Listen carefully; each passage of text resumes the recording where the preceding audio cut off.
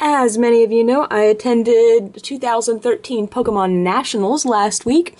This week I haven't really had much up. I've just been kind of settling back in, kind of getting back into the normal routine of life, which kind of sucks after, just being able to spend so many days with so many awesome people playing such a great game.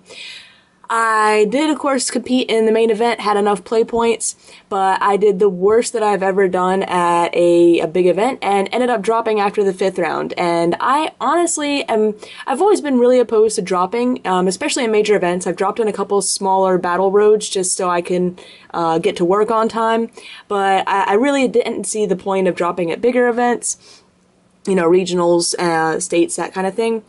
But at Nationals, there's a little bit of a difference. Once you know that you can't make top cut, there's so many side events. They had tournaments for DSs, league play, where if you just play a game, you get prizes for whoever wins. Even the loser gets prizes.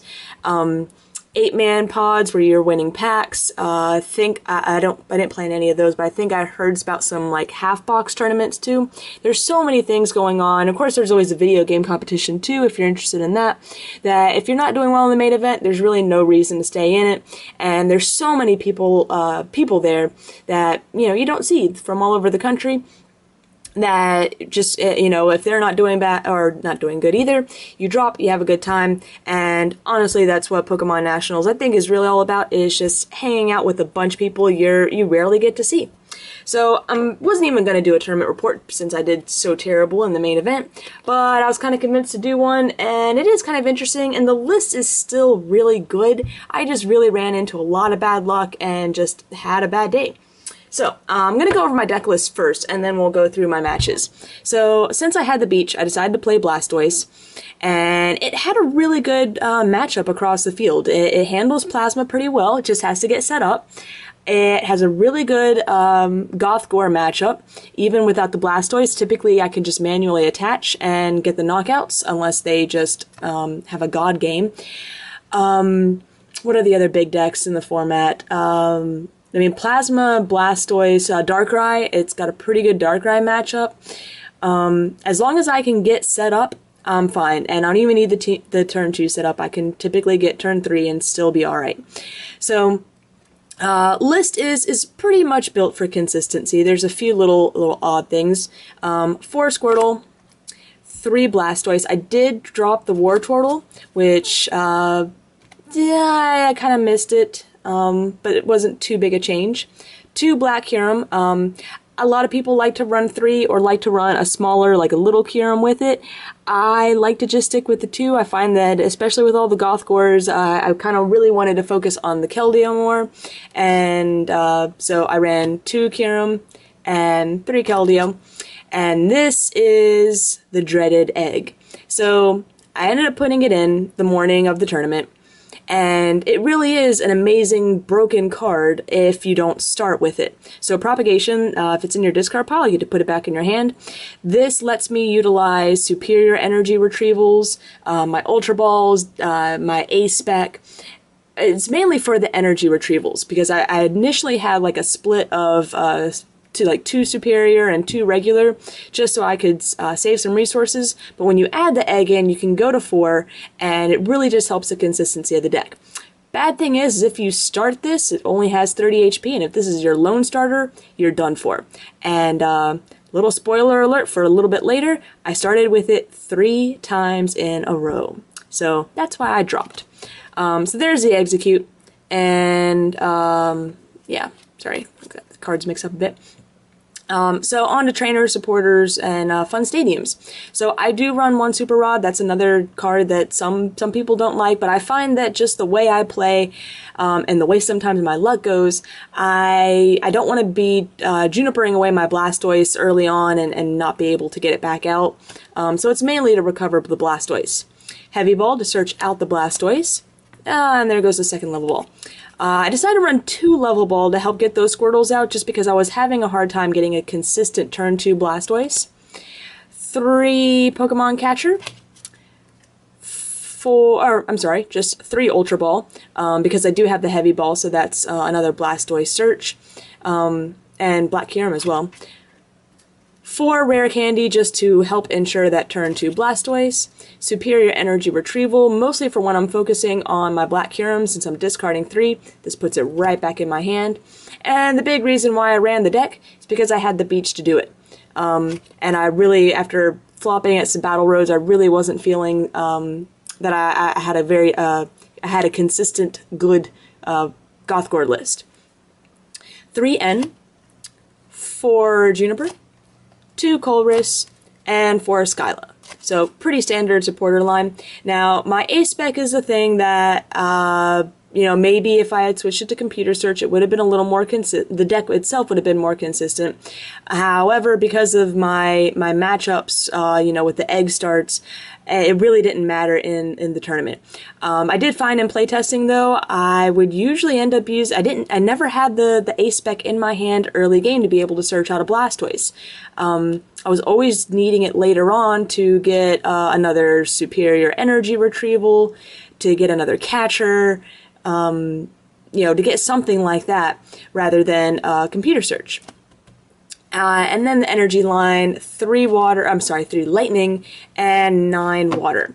So that was my list. I still think it's a good list. There's room, you know, to tweak, you know, depending on, you know, what you find in playtesting as far as, you know, whether you want to drop the level balls, Level Ball and Super Rod, you know, some people put Scrapper in there for the Garbodor matchups.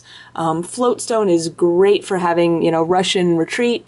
There's just lots of, there's a few little things that can be tweaked to your personal preference. So I'll go over my matches now. My first match was against Gothgore, and he goes first, which is a huge disadvantage to me already. Gothgore, I really need to hit every water energy attachment and be able to put a consistent stream to be able to knock out those Gothitels. Problem is that he got up a turn 2 Gothitelle, which wasn't really a big deal. You know, by me not hitting the Blastoise. I didn't hit a water energy on my first turn, so I was forced to just put a lightning on it to hopefully get, you know, turn 3, was it 90? By turn, I don't know if it was turn 3 or turn 4, he had 3 Gothitelle on the field. So he did a really good job of, he always had the Shelmets and Excelgors. He would alternate Excelgor and Mew to be hitting me for weakness. And so I was never able to really one-shot those Gothitelles. I finally wiped the field of them. I believe we're tied 2-2 in prizes. And all his Goths are wiped out. He's got a Dusknoir up, he's got a Duskull active, and he's got a Shelmet on the bench. In order to win, and I've got some damage on the field, I need to hit a catcher and catcher up the Shelmet. If I can do that, then he doesn't have an attacker, and I get one more turn, and that one turn is really all I need to be able to do stuff. At that point, I was playing trainers, so I just needed to hit the catcher. I had like I think it was a 10-card deck. I played Juniper, so I'm drawing 7 out of those 10 cards, and I missed the catcher. Now, I had 2 catchers left. One was in the deck, and one was prized. So you could say I kind of got hit by double bad luck. The catcher ended up being the very next card. He actually didn't have the Excelgor in hand, and he top decks it. So I ended up losing the Goth. And, you know, losing your first match is just depressing. So I go into my second match and I'm just hoping to, you know, run up against something easy that, you know, not like a Plasma that just lost, and hopefully get out a nice win. I get lucky and I hit a Vanillix electric deck. She was only able to get up one electric. She flipped terribly on the Vanillix. I think she did she did knock out like a Keldeo or something. She did one-shot it, or maybe two-shot it. But when my deck ran slow, I was able to get it going. Yeah, got that one. So match 3, we start with the dreaded eggs. So, drop my initial 7, I see the lone execute. Plop it down, and I start to worry. Well, I got really lucky. He mulligans, so I get to draw one more card, and it's a Squirtle. I put the Squirtle down, we flip for who gets to go first. He gets to go first, and turns out he had everything to daunt my execute, so he takes the first prize. I ended up losing, I think, 3 or 4 prizes off of the egg and some Squirtles. By the end of the first turn, he had double Colress Machine attached for the turn, and then had used Thunderous's right and Knuckle, and gotten another energy on the field. I believe it was a DCE. He was running like a Lugia Plasma. So first turn, he literally has 4 energy cards, one of them being a DCE on the field.